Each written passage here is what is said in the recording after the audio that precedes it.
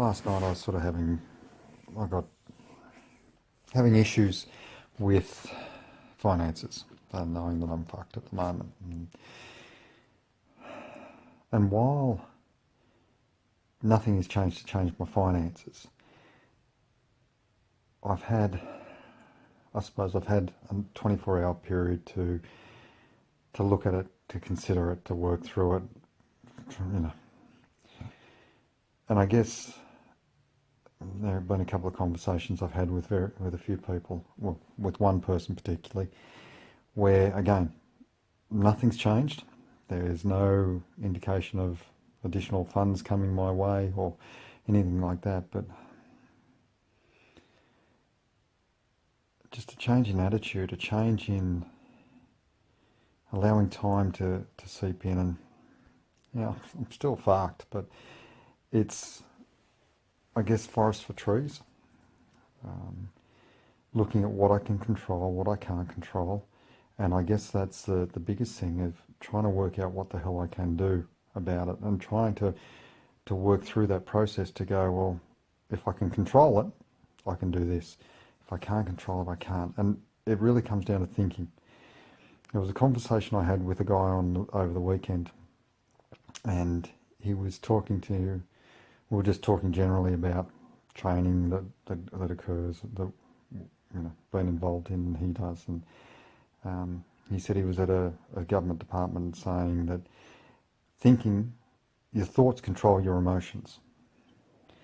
And a couple of people there went, no, they don't, that's crap. But the reality is, it's right, that your thoughts do control your emotions.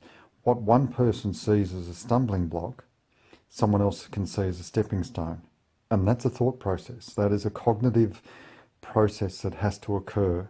It's not an emotionally driven thing.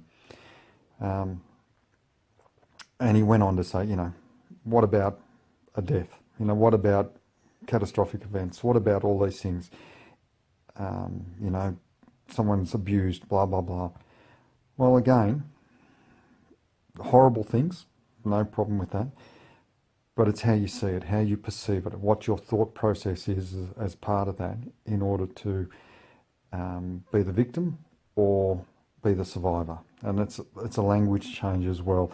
And there's been a lot of work done with changing of language for victims, getting them to utilise the term survivor. And domestic violence is a horrible thing that should never happen, but it's that language change. And for my own examples, back in 2002 I lost my brother, and he was 31 at the time. He died in a car accident, and gutted, absolutely gutted. It came right out of the blue. It was a horrible time. And I remember my folks were away, and me and my siblings gathered at my parents' place, and we were making phone calls to relatives and other friends and saying, this has happened. And we're all shattered. Anyway, I spoke to one bloke, a mate of mine, mate of both of ours, me and my brothers, and he said to me, gee, you're lucky. And I remember saying to him, how the hell do you work that out? I've just lost my brother, blah, blah, blah, blah. And he's gone, yeah, but you've had 31 good years with him. You've had, you've done this, that with him, and that with him, and you played footy with him, and you've done this and that and that. He said, I've had 42 years with mine, and fuck, we're not that close. And suddenly, all the self-pity and stuff I was feeling, the sadness, while it was still there, the wind was taken out of those self-pity sails. With this separation, again, going through that self-pity stage of, how bad's this? This is crap, it's horrible, I'm never going to see my kids, I'm going to be broke for the rest of my life, I've got to rent, blah, blah, blah. And I was talking to another mate of mine, and he said, well, you're lucky.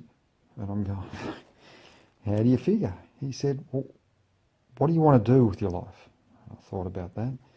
He said, well, why don't you? You've got nothing to lose. It was a realisation of, well, I can maintain an income to pay my bills. You're right, I've got nothing to lose.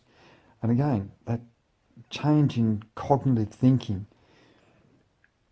and I guess